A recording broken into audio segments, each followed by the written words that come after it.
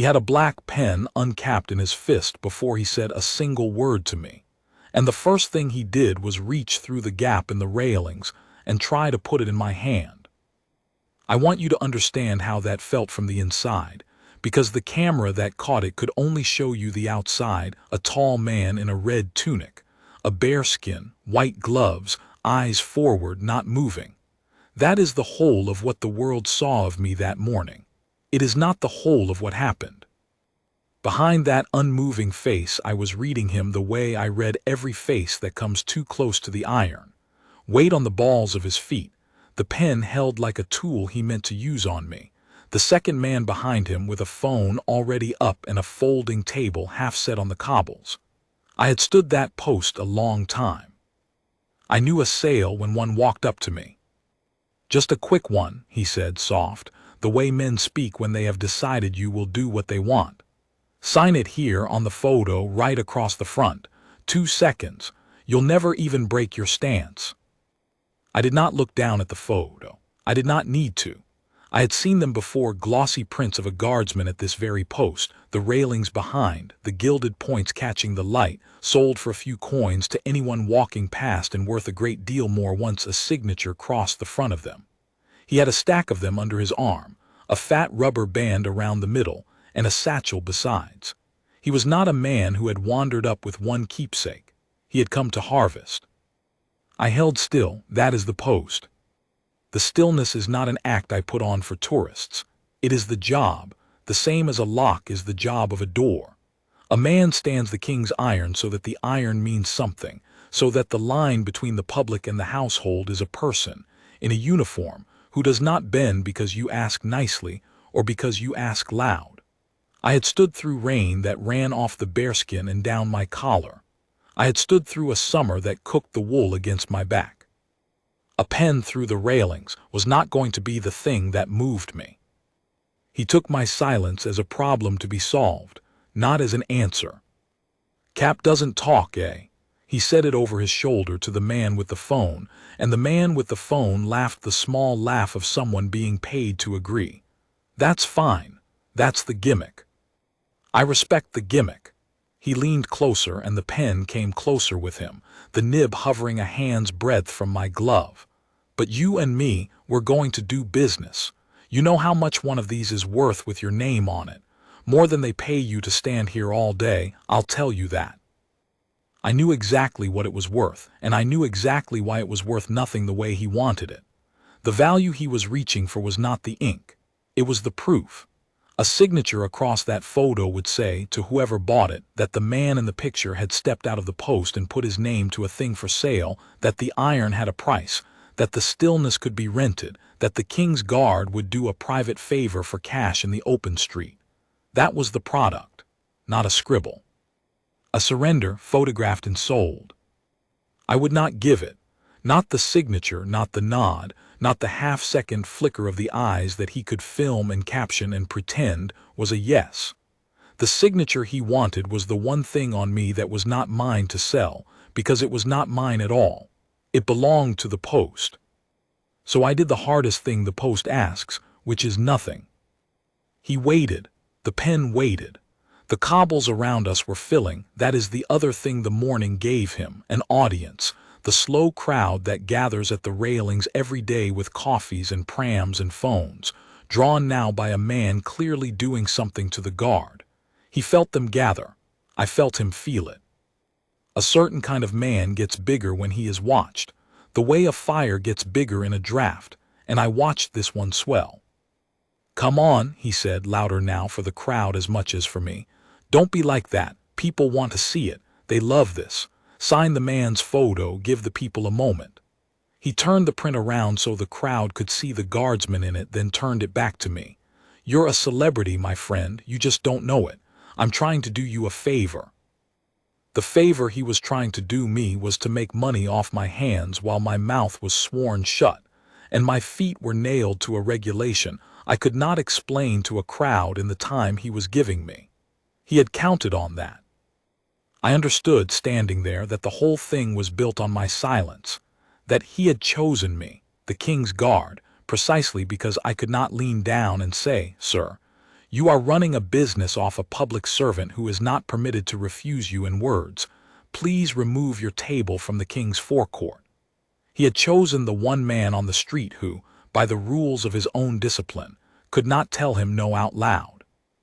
He was right that I could not say it. He was wrong about what that meant. I had seen his kind before, but not often this brazen, and I had time in the held seconds to understand why this one bothered me more than the usual run of the railings. Most who come to provoke a sentry want a reaction for its own sake, a laugh, a video, a story to tell at a table. They are rude and they are foolish and they go away. This man was not rude for sport. He was rude for inventory. He had done a cold arithmetic that turned my discipline into a product line. The guard cannot speak. The guard cannot leave. The guard cannot refuse me in words. Therefore the guard is a captive cooperator. Therefore I can manufacture the appearance of his consent and sell it to people who will never know the difference. He had built a small business on the backs of men sworn to silence. I was not his first.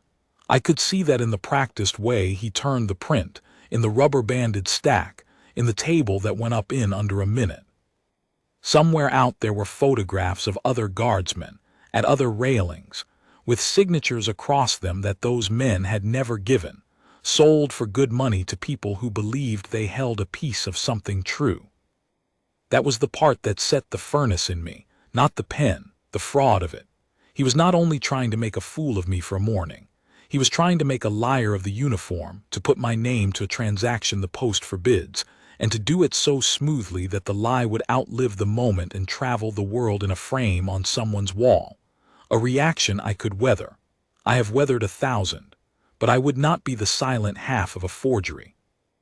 I would not let my stillness be the thing that signed his fraud for him. Look, he said, dropping his voice into the register men use when they think they're being reasonable. I get it, you've got your rules. Everybody's got rules. But rules are for the cameras, between you and me. He tapped the railing, 2 fingers intimate, as if we were already partners, nobody's watching the small print. You give me one signature, I make a nice little business. You go back to your standing, no harm done, and maybe next week there's something in it for you. We could have an arrangement, you and me, a regular thing. I'd take care of you. There it was, the whole of him laid bare in a sentence. An arrangement, a regular thing. He was not asking for a favor.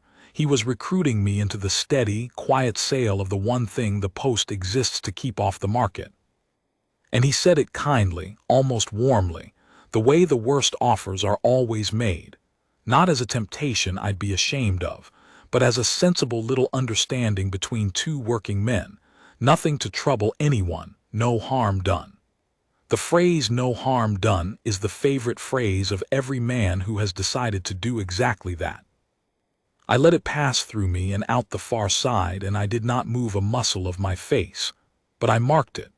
I marked it because a man who offers you a regular thing has already decided that today is only the first of many, and that told me he would not take a single no for an answer. He had not come for one signature. He had come to open an account. All right, he said, and something in his voice changed, the patience thinning, the salesman's warmth going brittle at the edges.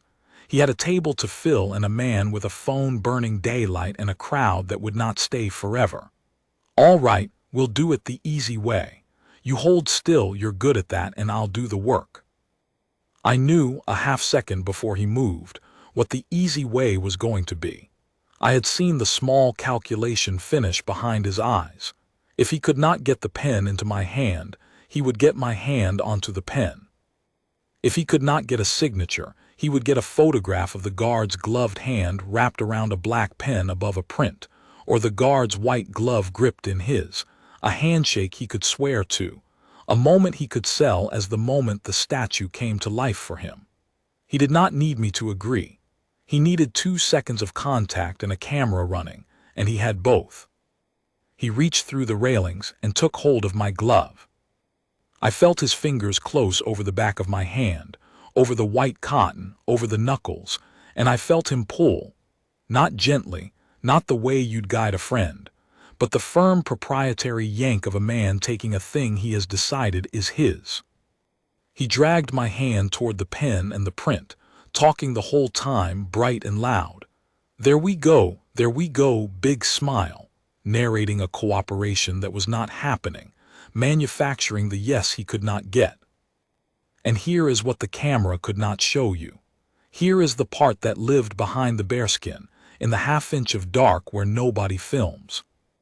Every drilled instinct in me wanted to break the grip the way I had been taught to break a grip, fast, hard, final. A man had his hands on a sentry at the king's iron. The whole weight of the regulation was a furnace at my back, and the furnace said, "You are permitted. You are permitted to make him let go." What I was not permitted to do was make it a brawl for his friend's camera.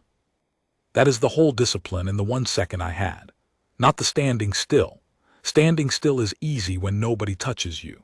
The discipline is in the second after a man's hand closes on yours and your training is screaming and the crowd is filming, and you have to be, at the same instant, immovable and lawful and exactly as forceful as the situation requires, and not 1 ounce more. The art is in the not 1 ounce more. Any frightened man can hit hard. It takes a trained one to hold a furnace open and pour out only a cupful. So before I did anything with my hands, I did the thing the regulation gives me to do, the one thing I am permitted to say. I broke my silence the only way the post allows, not a conversation, not a plea, not an argument I would lose to his volume. A warning. Drilled level, loud enough to carry to the crowd and to the camera, so that whatever happened next had a witness who could hear that I had given him the chance. Stand back from the King's Guard. 6 words, flat as a parade ground. I felt them land, I felt the crowd hear them, the low murmur that runs through people when a statue speaks, the small collective intake of breath. The man with the phone swung it toward my face to catch it. The dealer's grip did not loosen. If anything, it tightened, because he had just heard in those 6 words the only currency he understood, a reaction. He had been working for 10 minutes to make the guard do something, and the guard had finally done something, and to a man like him that was not a stop sign. It was a sale closing. "He talks," he crowed, half to me, half to the cobbles. "Did you get that? He talks. Sign it now, big man, you've already broken the spell." And he hauled my hand another inch toward the pen, twisting the glove, and with his other hand he shoved the photograph up against the railings so that the lens behind him would see ink and print and guardsmen all in one frame. I had given the warning. He had heard it. He had answered it by pulling harder. Everything I did after that, I did inside the law and inside the drill, and I want to walk you through it slowly, because it happened in less time than it takes to read this sentence, and the world only saw a blur. I did not strike him, understand that first. I never closed a fist, never raised the rifle to him, never touched his body with anything but the minimum that physics required. A sentry is not a brawler, and the King's iron is not a boxing ring. What I did was break a grip, a single, trained, mechanical thing, the way you'd snap a dry stick, using the part of the hand he had not thought about and the leverage he did not have. He had me by the back of the glove, fingers over my knuckles, his thumb wrapped to the heel of my palm. A strong grip on a relaxed hand, but my hand was not going to stay relaxed. I rotated my wrist hard against the weak line of his thumb, the seam every grip has, the place where one thumb cannot beat 4 fingers driving the other way, and at the same instant I brought my forearm up and out along the line of the railings, so the whole motion drove his hand off the back of mine and down, against the iron, where the bars did the rest. His fingers opened because they had to. A thumb does not win that argument. It never does. The pen went one way. The stack of photographs went the other, the rubber band giving up, prints fanning across the cobbles in a white spill. And my hand, my white glove, the back of it smudged now with the gray of his thumb, came back to the rifle, to the exact place it lives, and I was a statue again. Eyes forward, chin level. Not even breathing hard, because the post does not breathe hard for a thing like that. It had taken perhaps a second and a half. The man with the phone, I learned later, had it all, and thank God he did, because what he caught was not what his friend had been hoping to sell. The dealer stumbled back from the railings, shaking his hand as if I had burned it, which I had not. I had simply taken it off me. Did you see that? His voice had gone up, gone thin. The salesman's warmth curdled into the whine of a man rehearsing a story in real time. He attacked me. You all saw it. He assaulted me. I just asked for a signature and he assaulted me. He held his hand up to the crowd like evidence, turning it this way and that, and there was nothing on it to see, not a mark, not a scratch, because there was nothing to see. And here the crowd did a thing he had not planned for. They did not gasp for him. They did not surge to his side. They had been standing at those railings for 10 minutes watching a man reach through the king's iron and grab a sworn sentry by the hand and haul on him and ignore a clear level warning to stand back. They had it on their own phones, a dozen angles of it, because that is what a crowd at the railings is, 100 small cameras, all running, all the time. And in the quiet after his shout I heard one voice, an older man near the front, say, not loudly but loudly enough, "Son, he told you to stand back." We all heard him. That single sentence did more than anything I could have said, and I could say nothing more, because the warning was the whole of my allotted speech and I had spent it. So I stood, and the crowd, which a moment ago had been his audience, became his jury without anyone calling it to order. The dealer felt the turn the way a man feels the floor tilt under him, and he reached for the only thing he had left, which was volume. "I'm a businessman," he said, gathering his fan prints off the cobbles in fast, graceless sweeps, stuffing them back under his arm bent and creased. "I have every right to be here. This is a public street. He's a public servant, public, you hear me? I pay his wages. I pay for that uniform. You don't get to put your hands on a paying." He stopped because he had heard himself say "put your hands on," and even he, in the heat of it, registered which of us had done the putting. His friend lowered the phone. That was the first sign the wind had truly changed. The man with the camera, the paid laugh, the second pair of hands. He lowered the phone and took a step back from the table, and I understood that he had just done the arithmetic that his friend had not. The arithmetic of who is on whose video and what it shows, and he had decided in that step that he did not want to be in the frame anymore. "Pack the table," the dealer snapped at him. "I think we should go," the friend said. "Pack the table." And it was at that moment, the dealer down on one knee shoving prints into his satchel, the friend frozen between the table and the gate, the crowd thick and quiet and recording, that I saw the high-visibility jacket coming along the inside of the railings at an unhurried walk, and I knew the morning had found its proper shape at last. I will not pretend I summoned anyone. I cannot. My hands were on the rifle and my mouth was shut, and a sentry does not leave his post to flag down help. The post is the thing he does not leave. That is the entire point of him. But I did not have to. That is what people do not understand about the iron and the men who keep it, that we are not alone out there, that the stillness is not abandonment. There is a sergeant of the watch who walks the inside line. There is a constable on the forecourt beat. There are cameras that are not phones, mounted high and steady, that had been watching this man set up his folding table on royal cobbles long before he ever reached through the bars for my hand. The system is slow on purpose, because it is careful. But it is not blind, and it is not absent. A man who grabs the king's guard in front of it does not get away clean because the guard didn't shout. He gets away with nothing, precisely because the guard didn't have to. The constable reached us. He was not young and he was not in a hurry, and both of those things told me he had seen the whole of it on the way over and had already decided what it was. He took in the table, the satchel, the fan prints, the man on one knee, and last of all me.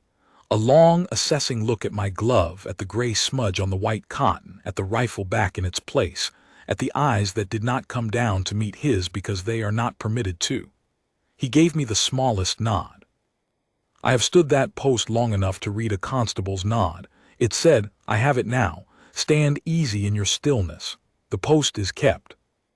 Morning, the constable said to the dealer, in the flat, friendly tone policemen use when the friendliness is a formality. This your table? He assaulted me. The dealer came up off his knee fast. The prince clutched, the story already loaded. I'm reporting an assault. That guard there, he grabbed me. He twisted my arm. You can ask anyone. That's not what I asked, the constable said. I asked if this was your table. A small thing, that. But I have watched men try to run a lie past someone whose job is lies, and the first thing the trained ear does is refuse to chase the loud claim and stay on the quiet fact. The dealer wanted to talk about assault, about his rights, about the wage he imagined he paid me. The constable wanted to talk about the table, and the table was a fact that did not care how loud you were. It was on royal cobbles, inside the line, without a permit, set up to sell, and the prints on it were photographs of a sentry at his post offered for money. None of that was in dispute. None of that could be shouted away. Yes, it's mine, but that's not the point. The point is. We'll come to your points, the constable said, mild as milk. Trading here without a permit for a start, that's the table sorted. Now. He turned and he raised his voice just enough to take in the front rows of the crowd, the way a man does when he wants witnesses to know they are witnesses. I'm told there was contact. Did anyone here see what happened at the railings? From the start. A forest of phones came up, not new ones, the same ones that had been running the whole time, simply turned now from spectacle to evidence.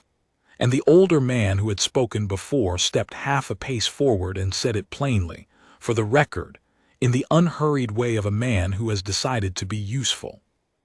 I saw all of it. He came up trying to get the guard to sign his photos. Guard didn't move, didn't say a word. That's the job, isn't it? They don't talk. So this fella reaches right through the bars and takes hold of the guard's hand, grabs it, starts pulling on it, trying to make him sign.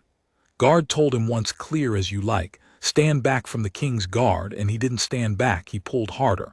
Then the guard just got his hand free, that's all. Got his hand back and put it where it was. Never hit him, never touched him otherwise. It's on my phone start to finish. Mine too, a woman beside him said. From the side, you can see the whole arm reach through.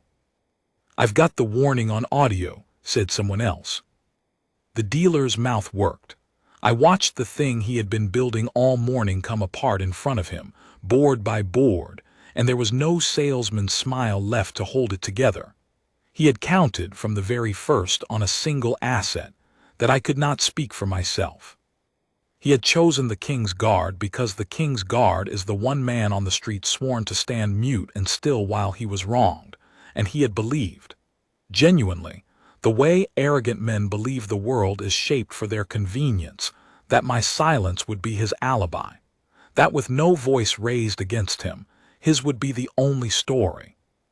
He had never once considered that I was not the only witness to my own post, that 100 strangers with 100 cameras had been standing watch beside me the entire time, and that my refusal to brawl, my single-level warning, my hand returned to my rifle without a mark left on him, all of it, recorded from every angle, was not weakness the camera failed to capture. It was the case. The discipline I had been taught to hold was the very thing that made the truth unmistakable. A man who had thrashed and shouted and traded blows would have given the dealer his muddle, it was 6 of 1. A man who stood still, warned once, and took back only his own hand gave the cameras a clean, unarguable line. The harm came one way through those railings, and it did not come from me. This is ridiculous, the dealer said, but the air had gone out of it. I run a legitimate business. I've done this for years. Done what for years? The constable said. Grabbed sentries. I asked for a signature. You took hold of a man on guard duty, and you pulled on him after he warned you to stand back. That's not asking. There's a name for a thing where you put your hands on a person who's told you to stop, and it isn't asking. The constable was unclipping something from his belt now, unhurried still, but with the particular finality of a man who has stopped gathering facts and started acting on them. Assault on a sentry on guard duty's the serious one. There's the public order side of it, and there's the trading, and there's whatever your friend's been filming for you to sell. We'll have a look at all of it down the road. For now, you're coming with me. You can't be serious. I'm the victim here. You keep saying that, the constable said, and there's a street full of people with the footage that says otherwise. You're welcome to make your complaint. We take all complaints. We'll watch your video right alongside theirs. He let that sit. It landed. The dealer's eyes flicked just once to the man with the phone, his man, his camera, his proof. And in that flick I saw him understand at last that his own recording, the one he'd meant to sell, was now the clearest evidence against him of all. He had filmed himself grabbing the KingsGuard. He had captioned his own crime before he committed it. The friend was already gone. I had not seen him go. That is the way of paid laughter. It is the first thing to leave a room when the bill arrives. They walked him off along the inside of the railings, the constable on one side and a second officer who had arrived from the forecourt on the other, and the dealer kept his story going the whole way, growing fainter. I'm the victim, I've got rights. You'll hear from the words dissolving into the ordinary noise of the morning. His table stayed where it was, folded down now, the prints in an evidence bag. Someone would come for it. Someone always comes for the things men leave on the king's cobbles when they are taken away from them. And I went back to being a statue, because that is the next thing the post asks after the hard thing, and it is harder than the hard thing. There is a temptation, after a moment like that, to let yourself be a person for a second, to flex the smudged glove, to look at the crowd, to let your face say the thing your face is feeling. I have felt that pull 100 times, and I have never given it an inch, and I did not give it one then. Whatever the crowd had just seen of me, what they saw next had to be the same man they had seen before the dealer ever walked up. Unbroken, unmoved, eyes forward, the iron with a man inside it. The discipline does not get to take a bow. If it takes a bow, it stops being discipline and becomes a performance. And the moment it becomes a performance, the dealer was right about me, that I am a gimmick, that there is a price, that the stillness can be rented for the right reaction. I would not prove him right 1 second after I had proven him wrong. So I stood. The crowd slowly gave me the only tribute the post can accept, which is none. They went quiet. And then they went back to their coffees and their photographs of the railings, and the morning closed over the whole thing like water over a stone. A few stayed a moment longer than the rest, the older man among them, and before he left he came up to the railings, well back from them, hands visible, and he did not reach through. He just looked at me, and he gave me a small nod, the kind one man gives another when words would only spoil it, and he said, "Good lad," and walked on. I will keep that nod longer than I'd have kept any signature. The sergeant of the watch came to me at the change, when the relief took my post and I marched off the line, and he walked beside me the short way back the way he always does, not looking at me, both of us eyes front out of long habit even off the iron. He had seen the whole of it from the inside line. He did not make a fuss of it, because we do not make a fuss of the things that go right. The post going right is the ordinary state of the world, and you do not throw a parade for ordinary. Warning given, grip broken, back to post, he said, more to the air than to me, the way a man reads off a list he is satisfied with. Nothing on him, nothing on you. Statements being taken at the railings now. Sergeant, you held it twice, he said. That was the only praise in it, and it was the highest he had. He meant the money and then the hands, the 2 furnaces. The 2 times the easy thing was right there, and I did not take it. Most men hold it once and spend it the second time. You held it twice. He stopped at the door of the guard room and finally looked at me. He'll answer for it. The footage is clean. It's clean because you kept it clean. Remember that the next time you're standing out there wondering whether anyone sees the holding. He nodded once, the regiment's whole heart in one small motion. We see it. We always see it. Get your gloves changed. I changed my gloves. The smudge went into the laundry with 100 other days. And I thought, not for the first time, that the men who built this post were wiser than they are ever given credit for. They did not arm a sentry against a dealer with a pen. They armed him with a system, a sergeant on the line, a constable on the beat, a high steady camera, 100 honest strangers at the bars, and they trained the man himself to do the one thing that makes all the rest of it work: to hold, to warn, to take back only his own hand, and to give the truth a clean shape that no liar's volume can muddy. Alone, a still man is a target. Inside the system, a still man is unanswerable. That is the secret the dealer never guessed. He thought he had found the one man on the street who could not refuse him. He had found the one man on the street who did not have to. Here is what I want you to understand about the signature, the thing he wanted, the thing I would never give, because it is the whole of why I stood the way I stood. He thought he was asking for ink. He was not. He was asking me to be, for 2 seconds in a camera, a man who would step half out of the post for money. And the trouble with stepping half out of the post is that there is no half. The line I keep is not a thing I keep most of the time, with exceptions for nice people or pushy people or people offering good money. It is a thing I keep, or it is not a line. A sentry who will sign one photo for a friendly dealer is a sentry who can be reached.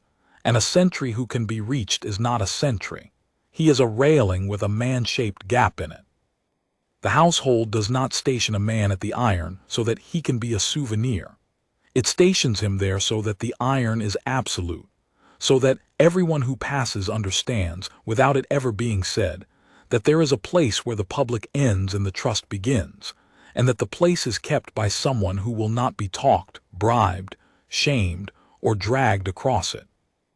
That is why I would not sign, not because the rule said so, though the rule says so, because the signature he wanted was the proof that I had a price, and I do not have a price, and the only way to say that to a man who deals in proof is to refuse to give him any. He came to the King's Iron looking for the moment the guard broke. I made very sure the only moment he got was the moment the guard did not. The charge came through in the end the way these things do, slowly, properly, with no drama, which is exactly how a thing like that should land. Assault on a sentry on guard duty. Trading without a permit on royal ground. He stood in front of someone whose office could not be flattered, talked at, or paid, and he was told, in the plain words of the law, that he had been in the wrong. He was bound over and he was fined, and the fine was the smaller part of it. The larger part was the standing there and being told, by a person he could not reach for, that the iron is not for sale and never had been. His own footage played in that room. The clearest witness against the man who grabbed the King's Guard was the man who grabbed the King's Guard, filming himself doing it, certain to the last that he was making something he could sell. I was not there for it. A sentry does not attend the consequence. He keeps the post the consequence is meant to protect. But it came back to me the way things do down the inside line, sergeant to sergeant, in the spare way we speak of these things. He was charged. He answered for it. The line held. I thought when I heard of the gray smudge his thumb left on my white glove. It washed out. Gloves are issued clean every day. The household does not send a man to the iron with a mark on him. But I remember it. I remember the exact place on the back of my hand where a stranger decided he was entitled to take hold of me and make me into something I could be sold as. And I remember that the answer to it was not the strength in my arm, though the strength was there and trained and ready. The answer was the half-second of restraint that came before the strength, the warning given, the chance offered, the furnace held open and only a cupful poured. Any man can break a grip. The thing they stationed me there for is to break it lawfully, exactly, and no more than once, and then to be a statue again as if nothing in me had ever moved. People ask me, sometimes friends, the curious, my own children when they were small, how I can stand there and take it. The mockery, the shouting, the cameras in my face, the occasional fool who reaches through the bars. How I can let a man grab my hand and not turn and put him down the way I plainly could. And the honest answer, the one behind the unmoving face, is that taking it is not the hard part and never was. The hard part is choosing, every single time, to be slower and smaller and more careful than I am able to be. to hold a thing I could so easily spend. To know exactly how much force the moment will bear, and to give it not one grain more, with the whole street watching and a man's hands on me, and every nerve I own demanding the satisfaction of the easy way. That is the post, not the standing, the holding. He wanted my signature, because he thought a man's name is the proof of him. But the post taught me a truer thing years ago, on a cold morning much like that one, when I first understood what the iron was for. A man is not proved by what he signs. He is proved by what he will not, by the line he keeps when no one is making him keep it and everyone is daring him to break it, by the strength he holds back when holding it back costs him more than spending it would. The dealer wanted a name across a photograph. What he got instead, on every phone at those railings, was the only autograph I have ever cared to leave on anything. I stood still, I warned him once.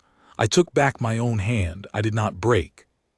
And then I went back to my post, eyes forward, the iron behind me, a statue with a man inside it, the same as I had been before he came, the same as I would be when the next one came, the same as I will be tomorrow. They can offer me money. They can shout. They can reach through the bars and take hold of me and pull. The signature he wanted, the one thing on me that was never mine to give, I will carry off that post the way I carried it on. Unsigned, unbought, unbroken. That is the whole of it, that is the job.